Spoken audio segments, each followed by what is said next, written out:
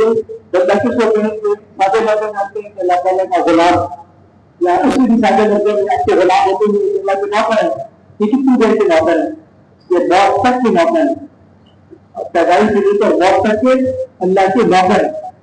ہم ایک بیرون ملک میں تو فلپائن میں، تو وہاں پر ہم بازار جاتے تھے تو آتا ہے دکان سے خریدتے تھے، اس میں شادی کا پال نام تھا، عیسائی کا پال نام تھا. تو ہمارے ساتھی کو اس کے ساتھ پوری ترجمان کا اس کے ساتھ دوستی ہوگی.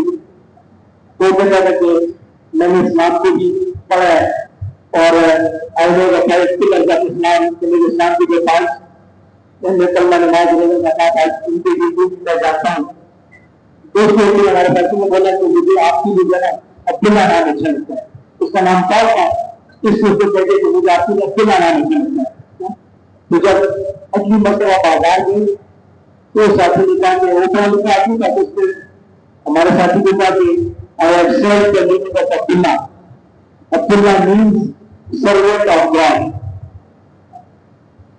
تو میں نے عبداللہ کا مطلب کیا تو میں نے ڈھونڈا ہے، اور عبداللہ کا مطلب ہے اللہ کا نوکر.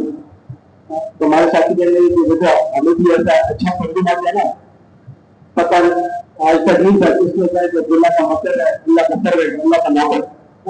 تو میں نے خیال کرتے ہیں کہ ہم سب کے ساتھ اللہ کے نوکر ہیں. اب جو ہے وہ مالک مجھ سے کیا چاہتا ہے، وہ مالک جو ہے میں خیال کرتے ہیں کہ مالک مجھ سے کیا چاہتا ہے، اس کو جاننے کا نام علم ہے. کہ میں اللہ تعالیٰ کا نوکر ہوں، مجھے 24 گھنٹے کی زندگی مالک کیا چاہتا ہے کس طرح گزارنی ہے، اور وقت کی زندگی کس طرح گزارنی ہے. ہر وقت میں مجھ سے مالک کیا چاہتا ہے کہ میں تو نوکر ہوں، میری تنخواہ اس کے ذمہ ہے، میرا رزق اس کے ذمہ ہے، میری خوشیاں اس کے ذمہ ہے، میری عافیت اس کے ذمہ ہے، میری صحت کی مان سب اس کے ذمہ ہے، میری زندگی کا کرنا گزرنا سب اس کے ہاتھ میں. چاہے تو بنائے، چاہے تو گزار دے، چاہے تو خوشیاں دے دے، چاہے تو غم دے دے، چاہے تو عزت میں ڈال دے، چاہے تو ذلت میں ڈال دے، سب کچھ اس کے ہاتھ میں. اب دو بچے کیا چاہتے ہیں، اس کو سیکھنے کا نام جو علم ہے، اور اللہ کے دھیان سے اس عمل کے اندر رکھنا یہ اللہ تعالیٰ کا ذکر ہے.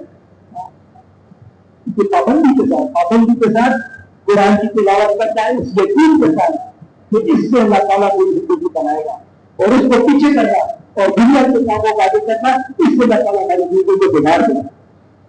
کہ دعا کو پیچھے کرنا، کہ دعا کا ٹائم نہیں ملتا ہے، اور دکان کا ٹائم ملتا ہے، دعا کا ٹائم نہیں ملتا، ذمہ داری کا ٹائم ملتا ہے. اس سے اللہ تعالیٰ جو ہے دعا کے عمل میں لگنے سے اس سے اللہ تعالیٰ ہماری زندگی کو بنائے گا، اور اس کو پیچھے کرنے سے اس سے زندگی کا بگڑے گی. ایسی تربیات پابندی کے ساتھ کرنا، اس یقین کے ساتھ کرنا کہ عملوں سے اللہ زندگی بنائے گا، عملوں سے اللہ زندگی بنائے گا. عملوں کو پیچھے کرنا، دنیا کے بات کو آگے کرنا، اس کی وجہ سے میدانوں سے زندگی بگڑتی ہے.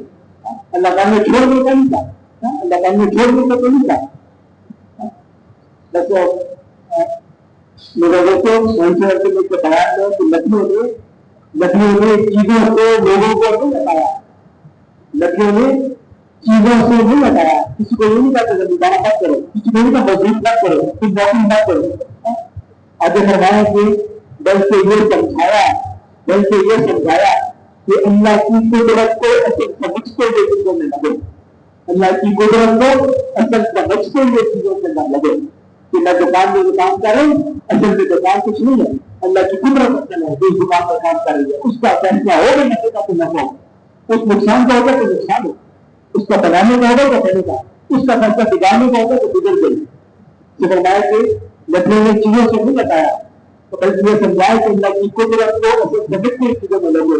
اور آگے ان کے بیان میں کہ اور اسے یقین بنا لو کہ اگر تم اللہ تعالیٰ کے حکموں کی تابعداری سے تم ان چیزوں میں لگو گے تو اللہ تعالیٰ نے ان چیزوں سے تمہیں نفع دے گا.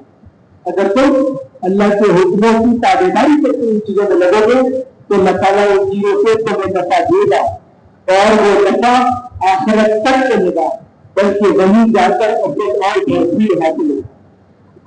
یہ مزدوری کا نفع، وہ نفع جو ہے کہ 1500 اور 1000 اور 2000 کی جاری منت یہ نہیں ہے، بلکہ وہ نفع آخرت تک چلے گا، بلکہ وہیں جا کر اصل اور بہتری حاصل ہوگا.